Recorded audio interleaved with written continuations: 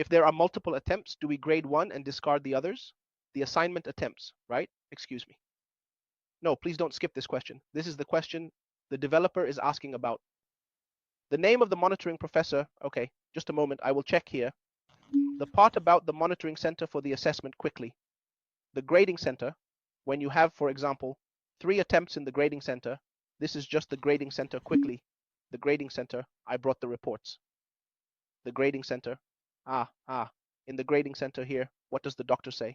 She says when the student has 3 attempts, what should I do now with these 3 attempts? No, please, with the 3 attempts, you will grade 1 attempt. So for example, if the student scored 5 out of 5 on the first attempt, then you can just rely on that. Oh. In the grading center here, what does the doctor say? She says, when the student has 3 attempts, what should I do now with these 3 attempts? No, please, with the 3 attempts, you will grade 1 attempt. So, for example, if the student scored 5 out of 5 on the first attempt, then you can just rely on that attempt. With this attempt, don't discard the others. Why? Because he will get a 5. Because in the assignment settings, if you remember, I mentioned in the assignment settings what? That we will give the highest grade to the student. Even if you didn't grade the other 2 attempts, he will still receive the grade from the first attempt that you graded. You don't have to delete it. Okay? And you don't even have to ignore them. That's not a problem either. But the most important thing is that you should give the highest grade, because if you gave 5 out of 5 on the first attempt and didn't grade the second or third attempts, the third one being the last, and if you set in the assignment settings that the result is based on the last graded attempt, then the student won't get 5 out of 5. Why? Because the last graded attempt is the third one and you didn't grade it. So you must give the highest grade. Or as you said, you could choose to ignore the other 2 attempts to wrap this up and he will receive the grade from the first attempt. Now, regarding the question from Dr. Mohammed Al-Tayeb, who is referred to as the repeated professor, I don't know what his name is here in the monitoring center, and I don't understand the part the doctor is talking about. If you said in the assignment settings that the result of the attempt is based on the last estimated attempt, then why wouldn't the student get 5 out of 5? Because the last estimated attempt is the third attempt, and you didn't estimate it. You didn't estimate it, so what is required? The highest attempt estimate. Or as you said, you could choose to ignore the other 2 attempts to wrap this up, and he will receive the grade from the first attempt. Now, regarding the question from Dr. Mohammed Al-Tayeb, who is referred to as the repeated professor, I don't know what his name is here in the monitoring center, and I don't understand the part the doctor is talking about. Next to the login and logout, we find the name of the arrow in the center. Okay. This brings us to a completely different part, which is here.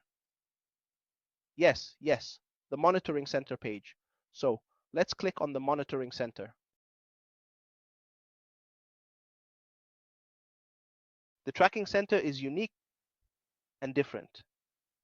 For instance, when preparing for certification, it appears as you see. It tracks all your courses comprehensively. Clicking on a course shows that 29 students have not logged in. It provides alerts about course details. I was specifically discussing course number 4. Like some notifications, it works for all courses. Here are some courses. What happened in the introduction to Islamic culture? What's going on in course number 4? What's happening in course number 2? Clicking shows 29 students have not logged in. It shows all courses. I was talking about course 4. This tracking is for course 4. There's a specific issue here where 29 students have not logged in, so it gives you a simple alert or notification about something within the course. Of course, it shows you all the courses, not just one course. But the part I was specifically talking about was dedicated to this particular course, which is course 4 that I'm discussing. Inside this course, which is the tracking center for this specific course, the one I'm in, is course 4. But what you mentioned gives you alerts about all your courses, about all the courses or sections you have. I hope that's clear. Inside the course here, which is the part of the tracking center for this specific course, the one I'm in, is course 4. But what you mentioned gives you alerts about all your courses, about all the courses or sections you have. Specifically, I hope that's clear. In the very last part, we will talk for 2 minutes about the course reports. Course reports, when you open the course reports here, It will just take 2 minutes, and then I'll stop completely.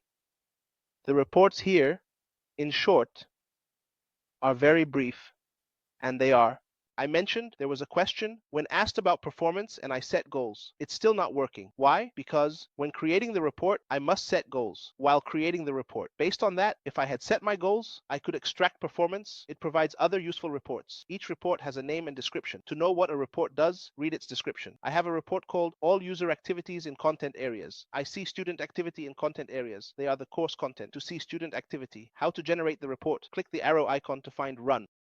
I can extract the performance, but it gives us other reports that we can benefit from. For each report, you will find the name of the report and its description underneath. If you want to know what this report does, read the description below. I have a report called All User Activities in Content Areas. It shows student activity in content areas like course content, assignments, etc. To generate this report, click the arrow icon, select Run, and choose a time frame. Click Submit to run the report. To get all user activities, select Run. There is a report named All User Activities in Content Areas. What is it? I want to see student activity. Where are content areas? They include course content and assignments. To see student activity, how do I generate the report? Click the arrow icon to find Run. Run it, then select the time frame. I want the report for a specific period. Set the time frame, then Submit to run the report. To get all user activities, click Run. Specify if the report is in PDF, Excel, or Word. Choose for a specific student or all students. Enter the email and hit Submit to generate. Now, I'll show a specific report format. I'll prepare a sample report format to show. It works, it runs, and then you come here and choose the time period. Do you want this report? Do you want this report to appear in any time period? I specify the time period. After I specify the time period, I say send in order to run my report.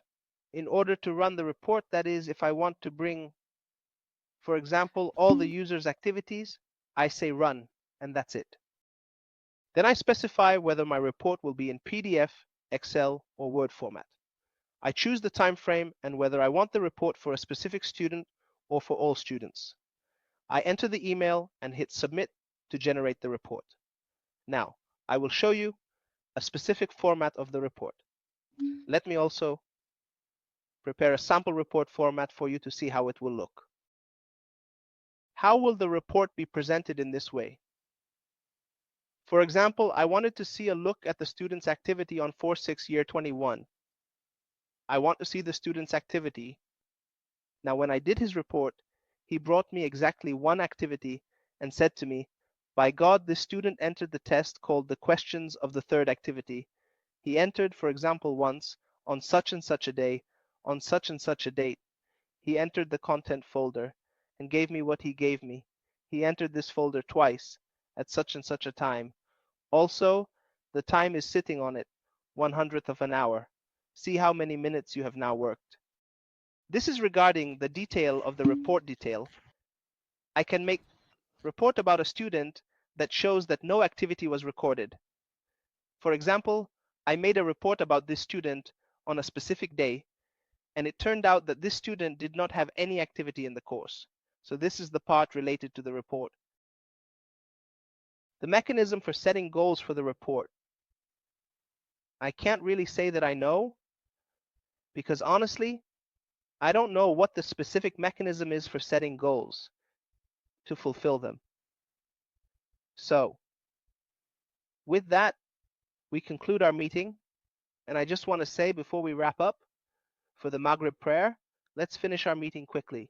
If you have any questions or issues regarding the parts we've discussed or about Blackboard in general, I hope you found the session beneficial. If you have any questions or anything, I'm at your service in the technical support for instructors. As you can see, this is the technical support for instructors.